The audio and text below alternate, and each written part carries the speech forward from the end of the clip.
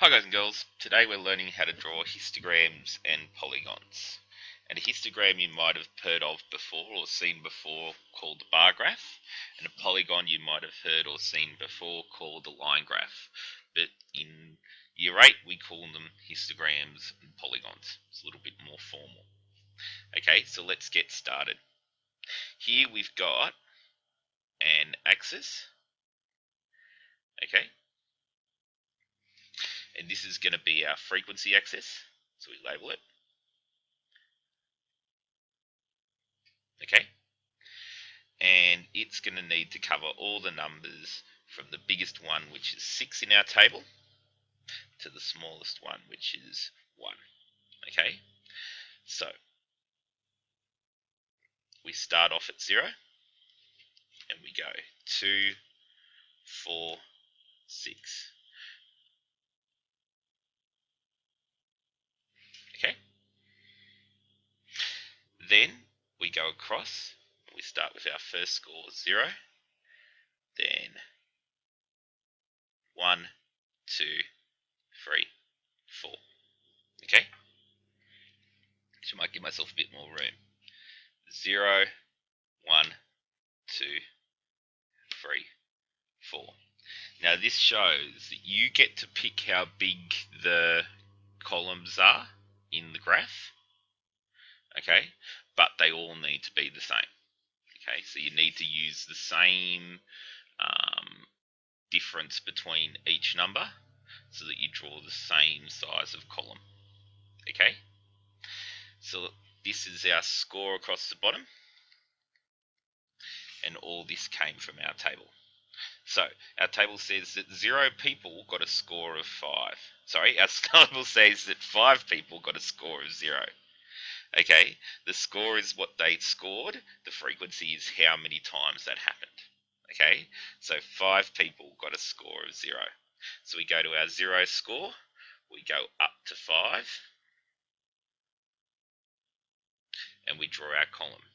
Notice the gap between the line and the first column. Okay, in maths it's a big deal. Okay, then we've got 1, 6, 1, 6. Notice that both columns are the same width. Then we go to 2, 2. Same width, different height. Because it's only a frequency of 2, it only goes up to 2.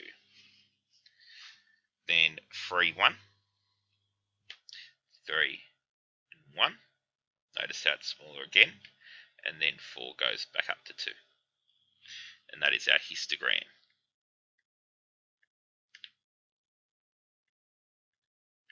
It's the bar. Okay, it's the one in black. Now to do the polygon, the procedure is very similar and the axes is similar and you label them the same. The only difference is that when it comes to drawing it, 0, 5, so 5 people had a score of 0, we just draw a dot. Okay, my dot's in blue just so it looks different to the histogram. Okay, then one person got a score of 6, dot in the middle, directly above the 1. 2 people got a score of 2, dot in the middle, directly above the 2. 3 people got a score of 1, dot in the middle, directly above the 3. 2 people got a score of 4, dot in the middle, directly above the 4. And then we just go from dot to dot to dot.